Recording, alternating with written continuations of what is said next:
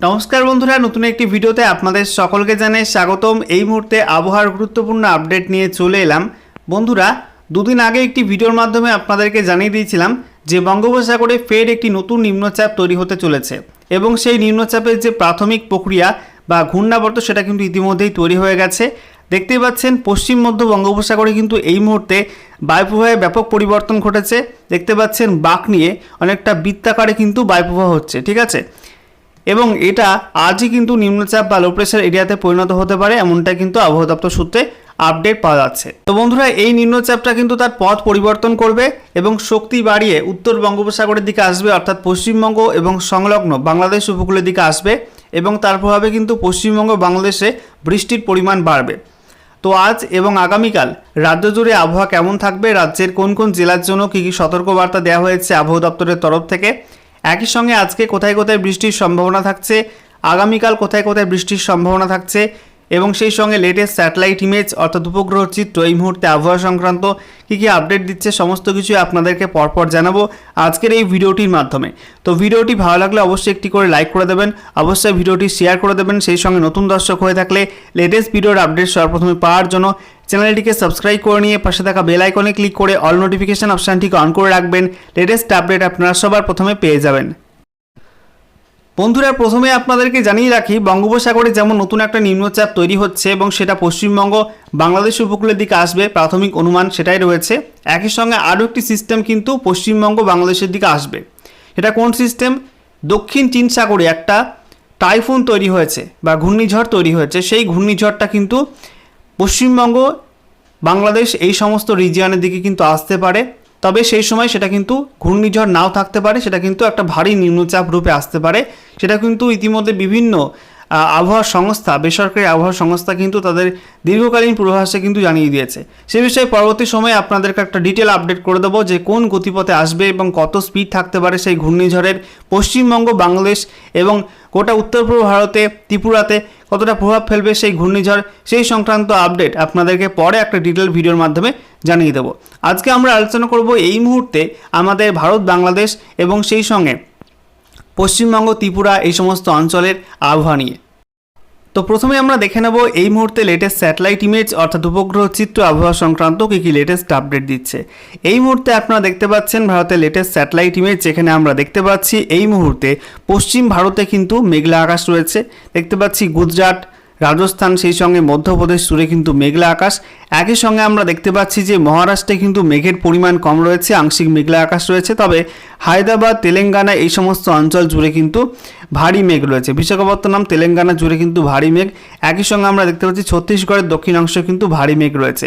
এবারে যদি আমরা একটু ইস্টার্ন রিজনের দিকে নজর রাখি, সেক্ষেত্রে আমরা দেখতে পাচ্ছি এই মুহূর্তে কিন্তু উত্তরপ্রদেশের পূর্বাঞ্চল, সেই সঙ্গে বিহার, একই সঙ্গে আমরা দেখতে পাচ্ছি ঝাড়খণ্ড এবং ওড়িশা পরিষ্কার আকাশ।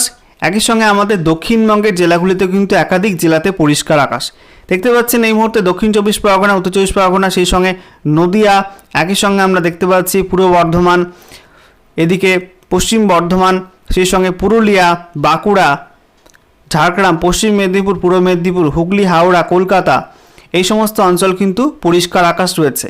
এদিকে উত্তরবঙ্গে কিন্তু ভারী মেঘ আমরা দেখতে পাচ্ছি, যেখানে এই মুহূর্তে মালদাতে সেখানে কিন্তু ভারী মেঘ, দক্ষিণ দিনাজপুরে কিন্তু ভারী মেঘ। এদিকে মুর্শিদাবাদ, সেই সঙ্গে বীরভূম, সেখানেও কিন্তু আংশিক মেঘলা আকাশ আমরা দেখতে পাচ্ছি। একই সঙ্গে উত্তরবঙ্গের যে উপরের 5 জেলা রয়েছে, যেখানে দার্জিলিং, জলপাইগুড়ি, কালিম্পং, আলিপুরদুয়ার, কোচবিহারে কিন্তু আংশিক মেঘলা আকাশ রয়েছে। আগামী সময়ে কিন্তু মেঘের সমাগম বাড়বে এবং বজ্রবিদ্যুৎ সহ বৃষ্টিপাতের কিন্তু সম্ভাবনা থাকবে। এদিকে উত্তর দিনাজপুরেও কিন্তু মেঘলা আকাশ এই মুহূর্তে লক্ষ্য করা যাচ্ছে।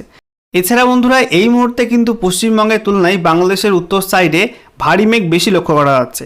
দেখতে পাচ্ছি এই মুহূর্তে রংপুর, সেই সঙ্গে দিনাজপুর, এছাড়া ঠাকুরগাঁও, চর রাজীবপুর, ঘোড়াঘাট, তারপরে মহাদেবপুর, বগড়া, সরিষাবাড়ি,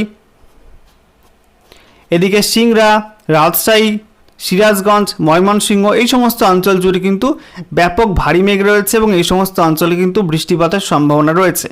একই সঙ্গে আমরা দেখতে পাচ্ছি এদিকে সিলেটের দিকেও কিন্তু আংশিক মেঘলা আকাশ রয়েছে, তবে দক্ষিণ বাংলাদেশে অর্থাৎ খুলনা, বরিশাল এবং সেই সঙ্গে কুমিল্লা, ঢাকা এই সমস্ত অঞ্চলে কিন্তু পরিষ্কার আকাশ। তবে আগামী সময়ে কিন্তু মেঘের সমাগম ঘটবে, অর্থাৎ বেলা বাড়লে কিন্তু কিছু বজ্রগর্ভ মেঘ তৈরি হতে পারে এবং তা থেকে দু একটা জায়গায় বজ্রবিদ্যুৎ সহ বৃষ্টিপাতের সম্ভাবনা থাকছে। এদিকে আমরা দেখতে পাচ্ছি ত্রিপুরাতে এই মুহূর্তে কিন্তু আকাশ পরিষ্কার রয়েছে, তবে বেলা বাড়ার সঙ্গে সঙ্গে কিন্তু কয়েকটা অঞ্চলে বজ্রবিদ্যুৎ সহ বৃষ্টিপাতের সম্ভাবনা থাকছে, কারণ বজ্রগর্ভ মেঘ কিন্তু তৈরি হবে এই সমস্ত অঞ্চলে। এবারে আমরা দেখে নেব বঙ্গোপসাগরে যে নিম্নচাপটি তৈরি হতে চলেছে তার অবস্থা কী রয়েছে। এই মুহূর্তে আপনারা দেখতে পাচ্ছেন উত্তর বঙ্গোপসাগর জুড়ে কিন্তু পরিষ্কার আবহাওয়া পরিষ্কার, তবে মধ্য বঙ্গোপসাগর এবং সংলগ্ন পশ্চিম মধ্য বঙ্গোপসাগর জুড়ে কিন্তু ভারী মেঘ, নিম্নচাপের মেঘ কিন্তু জমাট বাঁধছে এবং তা থেকে দেখতে পাচ্ছেন এই সমস্ত অঞ্চলে কিন্তু সমুদ্র উত্তাল এবং বজ্রবিদ্যুৎ সহ ব্যাপক বৃষ্টিপাত চলছে বঙ্গোপসাগরের এই রিজিয়নে, এবং আজই এই মেঘ আরও শক্তি বাড়িয়ে কিন্তু একটা নিম্নচাপ বা লো প্রেশার এরিয়া তৈরি করবে। এবারে আমরা দেখে নেব আবহাওয়ার পূর্বাভাস নিয়ে একটি বিশেষ আপডেট জারি করা হয়েছে আবহাওয়া দপ্তর থেকে। সেখানে কী কী জানানো হচ্ছে, তো বলা হয়েছে আজ বৃহস্পতিবার বঙ্গোপসাগরে নতুন একটি নিম্নচাপ তৈরি হচ্ছে পশ্চিম মধ্য ও সংলগ্ন উত্তর পশ্চিম বঙ্গোপসাগরে। এটি তৈরি হওয়ার পর গতি প্রকৃতি কোন দিকে হবে সেই ব্যাপারে বুধবার কেন্দ্রীয় আবহাওয়া দপ্তর কিছু জানায়নি। যে জায়গায় এটি তৈরি হচ্ছে সেখান থেকে অন্ধ্র ওড়িশা উপকূল কাছে, কিন্তু একটি বেসরকারি আবহাওয়া সংস্থা জানিয়েছে নিম্নচাপটি উত্তর বঙ্গোপসাগরের দিকে সরে আসবে। তো দেখতে পাচ্ছেন বন্ধুরা যে বঙ্গোপসাগরে নতুন নিম্নচাপ তৈরি হতে চলেছে, তার গতি প্রকৃতি কী হবে, কোন দিকে যাবে সে বিষয়ে কিন্তু এখনও কেন্দ্রীয় আবহাওয়া দপ্তর কিছু জানায়নি।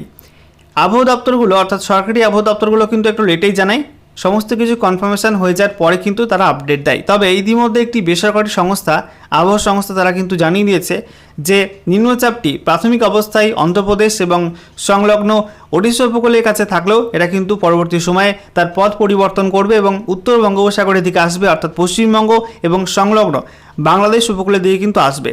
তারপরে কি বলা হচ্ছে, পশ্চিমবঙ্গ বাংলাদেশ উপকূল বরাবর বঙ্গোপসাগরের ওপর দিয়ে আগামী সপ্তাহেও এটি অগ্রসর হবে। তার নিম্নচাপটি স্থলভূমিতে ঢুকবে, কবে কোন জায়গা দিয়ে নিম্নচাপটি স্থলভূমি অতিক্রম করবে সে ব্যাপারে বেসরকারি আবহাওয়া সংস্থাটি কিছু জানায়নি। চলতি সপ্তাহে পশ্চিমবঙ্গ, ঝাড়খণ্ড ও ওড়িশায় বৃষ্টির পরিমাণ বাড়বে বলে জানিয়েছে কেন্দ্রীয় আবহাওয়া দপ্তর। তবে আপাতত দক্ষিণবঙ্গে ভারী বৃষ্টির কোনো পূর্বাভাস দেওয়া হয়নি। আবহাওয়াবিদরা বলছেন দক্ষিণবঙ্গে বৃষ্টির মাত্রা কতটা হবে তা নির্ভর করছে নিম্নচাপটির গতি প্রকৃতির ওপর। বেসরকারি আবহাওয়া সংস্থাটি জানিয়েছে দক্ষিণ চীন সাগরে ইতিমধ্যে একটি শক্তিশালী ঘূর্ণিঝড় ইয়াগি তৈরি হয়েছে। এই ঘূর্ণিঝড়টি চীন সাগর এলাকায় বিভিন্ন দেশ ফিলিপাইন, ভিয়েতনাম প্রভৃতি দেশের ওপর আঁচড়ে পড়ে মায়ানমারের দিকে চলে আসতে পারে।